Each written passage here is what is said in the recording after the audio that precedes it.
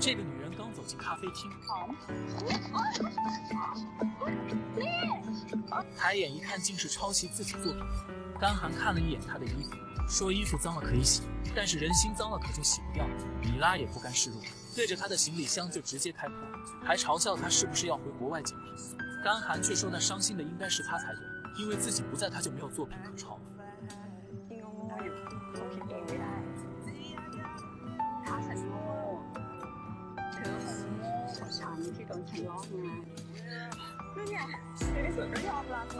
米拉立马改口说：“就算我亲口承认，你也没证据，不像你抄袭我是板上钉钉的事，难道你手里有证据？”甘寒不想和他扯太多。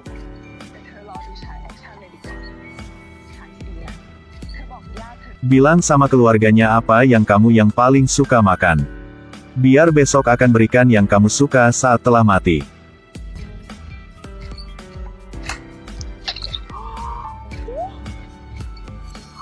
Sungguhnya pengecut.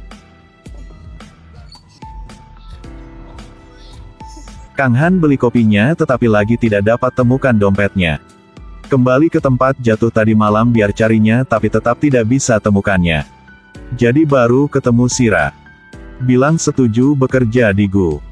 Tapi pertama-tama harus majukan gajinya sebulan.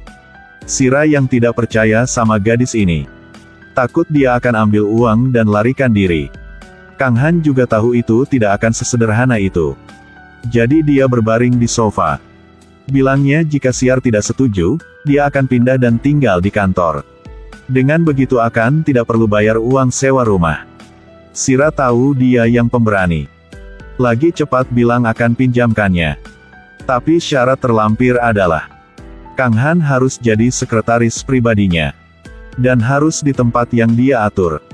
Setelah itu, Kang Han tinggal bersama sekretaris Rose. Rose Lai bilang Kang Han tidak perlu sopan. Anggap ini sebagai rumahnya saja. Bahkan dengan peduli lagi suruhnya mandi. Dan akan masak makanan untuknya. Tapi saat keluar, Kang Han lagi ketemu Rose yang sedang nelepon. Katani akan awasi setiap gerakannya. Kang Han yang dengarkan ini telah mulai pahami segalanya. Lagi ke rumah Sira dan bilang dia ingin tinggal di sini. Sira kira dia punya masalah. Tapi tidak harap dia lagi bilang, bukannya minta Rose ikuti aku kan. Jika ingin tahu setiap gerakan aku. Jadinya aku lagi samamu, akan lebih baik kan? Sira yang diungkapkan lagi tidak berani bilang apapun. Tapi tetap cegah Kang Han biarkannya tidak bisa masuk. Aku harus masuk. Tidak boleh, keluarlah. Tidak. Keluarlah. Keluar dari rumahku. Tidak, aku akan tidak kemanapun. Tidak kan? Baju aku.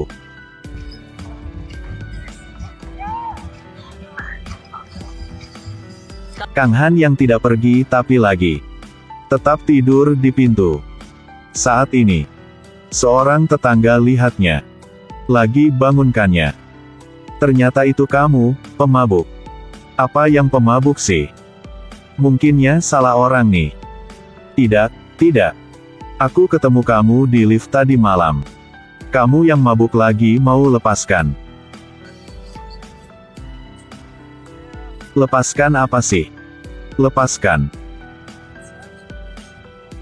Lepaskan sepatu dan lempar semuanya. Kemudian dia ubah topik pembicaraan, tanya Kang Han duduk di sini buat apa? Apakah pacar Sira belum kembali? Kang Han yang dengar kata pacar, baru saja bereaksi. Lagi bilang mereka berdua bertengkar, jadi diusir. Karena dia minum terlalu banyak tadi malam. Jadi Sira yang sangat marah. Tetangga dengarnya dan cepat ketuk pintu.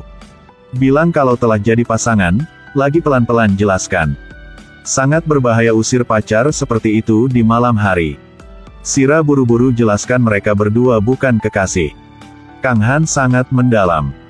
Lagi bilang kalau tidak ada hubungannya dengannya, tapi tadi malam lagi antarnya pulang. Tetangga kira Sira yang selingkuh. Lagi hibur Kang Han tidak perlu takut. Jika dia berani usirnya lagi, saya akan bersaksi kepada polisi untuknya.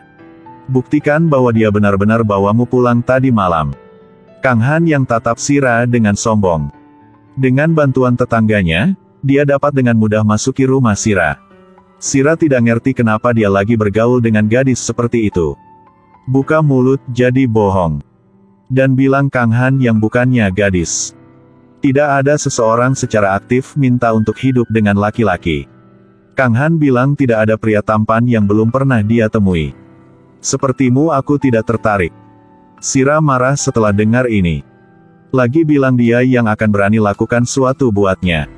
Baru saja selesai bilang. Kang Han gerak pergelangan tangannya pada sol sepatunya. Sira segera mundur beberapa meter. Buat Kang Han tertawa sampai tidak bisa nutup mulutnya. Tidak bisa lebih mudah untuk berurusan dengan pria ini. Sira masih tidak ingin Kang Han tinggal di sini. Kang Han bilang kalau Sira tidak biarkannya tinggal di sini. Dia akan tidak kerja buat Gu lagi. Karena aku tahu apa yang kamu inginkan dariku. Kalau tidak, orang dengan catatan jiplak orang lain seperti aku.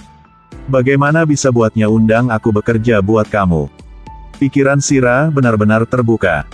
Karena benarnya dia ingin gunakannya Kang Han untuk hal lain.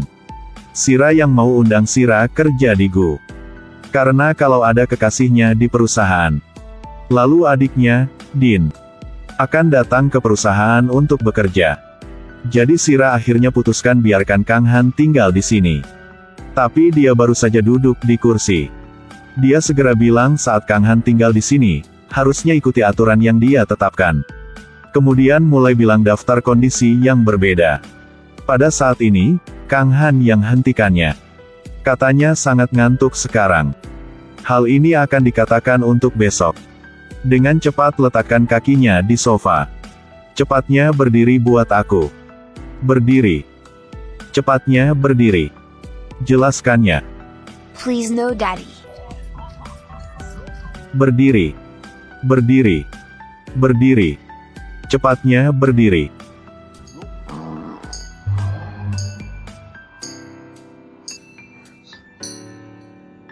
Kamu yang kentut kan? Sira benarnya belum ketemu gadis manapun yang kurang sopan begitu.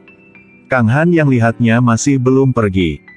Pura-pura bilang dia tidak bisa tahannya lagi. Siar yang dengar begitu lagi cepat larikan diri. Kang Han lagi tertawa dengan keras. Malam itu, Sira sedang tidur nyenyak dan dibangunkan oleh ketukan di pintu. Kang Han bilangnya dingin. Jadi bolehkah pinjamkannya selimut? Setelah berinya selimut, Sira baru saja tertidur lagi ada ketukan. Kang Han bilang lehernya sakit jadi mau pinjam bantal. Setelah ambil bantal, dia berjanji untuk tidak ganggunya lagi.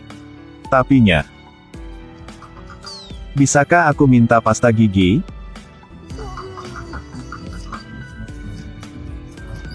Makasih ya. Lampu baru saja mati dan nyala lagi. Ketukan di pintu dering tanpa henti. Sira yang mulainya hampir gila. Hari berikutnya dia balas dendam dengan telah atur alarm di pagi hari. Kemudian bilang dia telah buat perjanjian untuk hidup bersama. Paksa Kang Han yang harus ikutinya.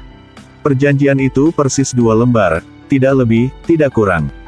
Kang Han benar saja tidak mau baca. Lagi buangnya dan pergi ke Gu untuk laporkan. Setelah tanda tangani kontrak, Maha bawanya ke departemen desain. Halo semuanya. Saya Kang Han. Semua orang dengan kacau diskusnya. Maha dengan cepat jelaskan ini asisten spesial Sira. Saya di sini untuk bantu mengelola departemen desain. Manajer departemen desain. Apa yang maksudnya? It berarti saya akan gantikan seseorang jadi kepala departemen. Pertarungan antara kedua gadis itu juga secara resmi dimulai dari sini.